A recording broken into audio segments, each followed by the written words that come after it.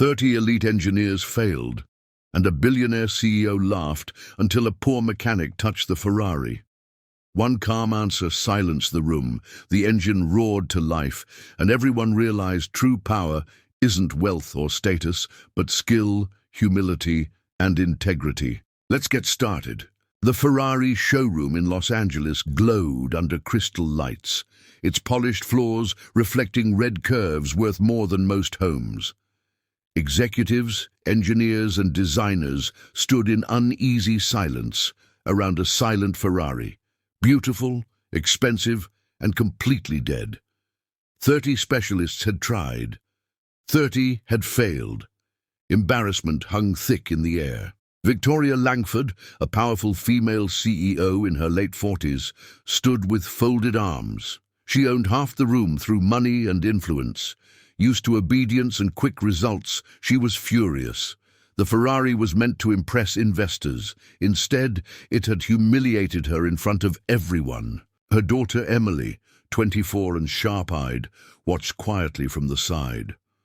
Unlike her mother, Emily noticed the tension, the egos bruised, the quiet fear in the engineers' faces. She believed intelligence came in many forms, not just expensive suits. When a security guard escorted a man into the showroom, laughter rippled through the crowd. He wore worn jeans, oil-stained boots, and a faded jacket. His hands were rough, his posture calm. His name was Daniel Carter, a poor mechanic from a small workshop on the city's edge. Victoria raised an eyebrow. "This is who you brought?" she asked sharply. "My engineers went to the best schools in the country." Daniel didn't flinch. He looked at the Ferrari, not with excitement but with respect.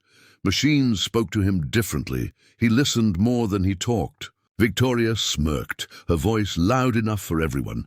"Fix this Ferrari," she said mockingly, "and I'll let you marry my daughter." The room erupted in shocked laughter. Emily's face flushed with embarrassment and anger. Daniel turned slowly, looking directly at Victoria. Not insulted, not impressed. "I didn't come here for marriage," he said calmly. "I came because someone said the car was silent." That answer alone silenced a few smiles. Daniel walked around the Ferrari slowly, running his fingers just above the surface without touching it. He knelt, stood, listened, and closed his eyes.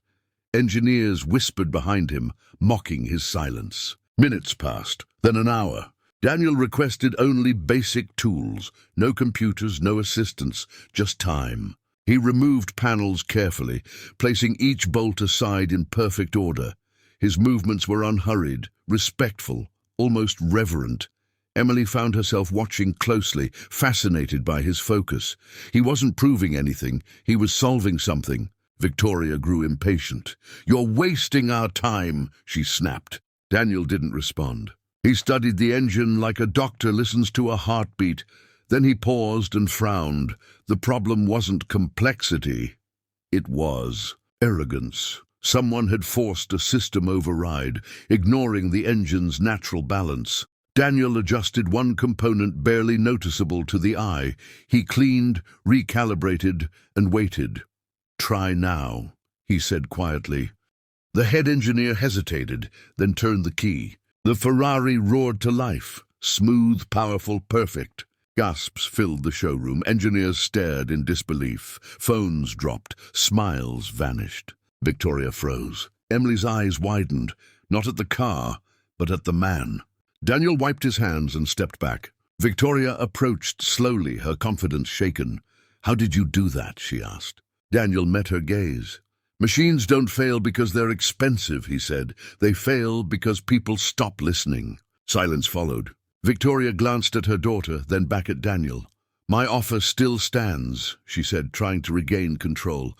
"Name your price, money, position, even marriage." Daniel shook his head.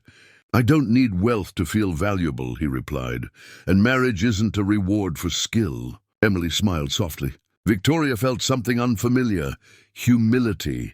For the first time in years, her power had been challenged not by force, but by integrity. Daniel packed his tools.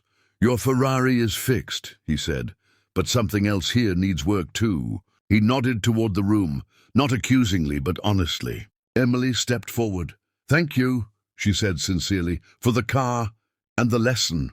Daniel nodded back, respectful. As he walked toward the exit, the laughter that once filled the room was gone. What remained was reflection. Victoria stood still long after he left, realizing she had mistaken status for substance, wealth for worth. That day, a Ferrari was repaired, but more importantly, a room full of powerful people learned that true value doesn't shine. It works quietly, patiently, and with dignity. And Emily knew one thing for certain. The man who walked out with oil on his hands carried something far rarer than money: character.